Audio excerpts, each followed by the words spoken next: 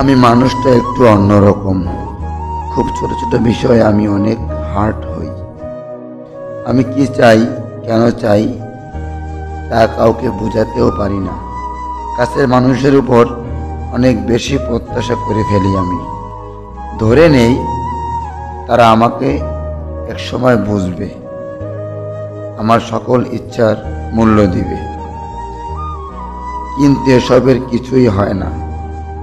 পরবর্তীতে এগুলো ভেবে নিজেই অনেক কষ্ট পাই। আমার যে জুতা জোড়ো সবচেয়ে বেশি প্রিয়, সেই জুতো জোড়া ছিঁড়ে যায় জলদি। যে জামাতে আমাকে বেশি মানায়, সেই জামাটাই হয়তো রং লেগে যাবে, আর না হয় মাংসের ঝোল লেগে যাবে। যে ঘড়িটা পরলে আমার হাত ফুটে ওঠে, সেই ঘড়িটার হয়তো ব্যাটারি নষ্ট হয়ে যাবে, নয়তো বেল্ট। যে মানুষটাকে সবচেয়ে বেশি প্রয়োজন মনে হয়, সেই মানুষটাই হয়তো ছেড়ে চলে যাবে, কিংবা থেকেও না থাকার মতন করে থাকবে। আসলে সব ঝামেলা এই প্রিয় শব্দটার ভিতরেই লুকিয়ে থাকে। যে জিনিসটা আমরা সবচেয়ে বেশি যত্ন করে রাখি, সেই জিনিসটি আমাদের কাছে কম সময়ের জন্য এসে থাকে। এটাই বাস্তব। আমার কোনো শখের মানুষ নেই, তাই আমিও কারো শখের মানুষ হতে পারলাম না। জীবনে বড় হতে হলে ছোট ছোট আঘাত খেতে হয়।